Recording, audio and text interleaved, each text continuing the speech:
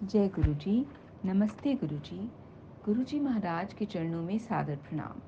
संगत जी, गुरु महाराज की असीम दया और कृपा से हम उनके दिव्य ग्रंथ लाइट ऑफ डिविनिटी के हिंदी रूपांतरित ग्रंथ दिव्य आभा का पठन कर रहे हैं। इसी अध्ययन को आगे जारी रखते हुए जो सत्संग हम आज पढ़ेंगे उसका शीर्षक है पितृ रक्षक गुरु जी। वर्ष 2006 में होली से 2 दिन पूर्व देर रात्रि में अपनी बहन से फोन पर वार्ता होते ही मैंने अपने पिता की शैया के पास पहुंचा। अति उच्च रक्तचाप के कारण उनको कुमाऊं की तराई में स्थित हल्द्वानी शहर के एक चिकित्सालय में गहन सेवा केंद्र में प्रविष्ट कराया गया था।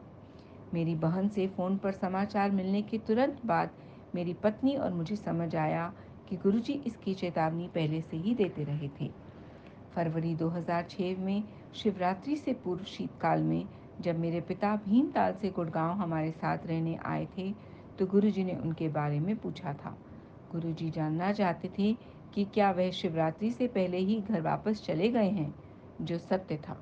गुरुजी ने एक अन्य भक्त मेरे मामा जी कर्नल जोशी सेवानिवृत्त के द्वारा संदेश भी दिया था कि मेरे पिताजी मेरे पास रहने के लिए आ जाएं। गुरुजी के सदा भविष्य सूचक कथन को हमने अनसुना कर दिया था। अतः मेरे पिता उस उच्च रक्तचाप के दौरे से बच नहीं पाए। जब यह अनहोनी हुई, वह हल्द्वानी के पास भीमताल अपने घर जा रहे थे। वह अपने जीवन बीमा सेवा निगम के सेवा से निवृत्त हुए थे और हल्द्वानी में उस संस्था द्वारा आयोजित एक समारोह में भाग लेने आए थे। दौरे का आवेग बहुत अधिक था और यदि गुरु कृपा नहीं होती तो प्राण घातक हो सकता था। रक्तचाप के बढ़ने से मेरे पिता की नकसीर फूट गई थी और इस प्रकार रक्त धमनियों पर उसका प्रभाव कम हो गया था। यदि ऐसा नहीं हुआ होता तो संभवतः घातक हृदय का दौरा पड़ता या पक्षाघात हो जाता।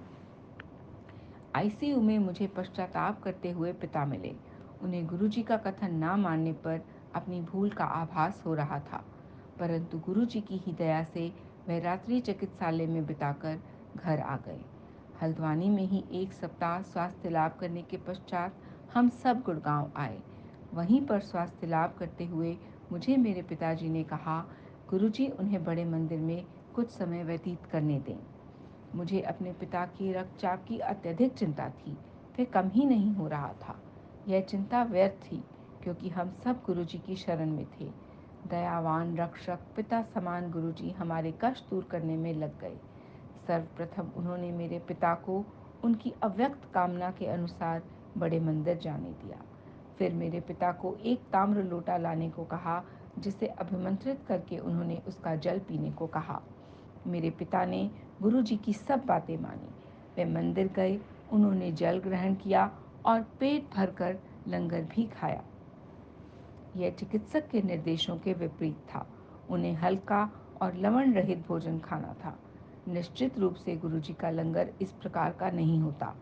मेरे पिता को पूर्ण शैया विश्राम का निर्देश था, पर वह बड़े मंदिर में बैसाखी समारोह के आयोजन में लगे थे। गुड़गांव आने के 3 सप्ताह उपरांत हम चमत्कृत हो रहे थे।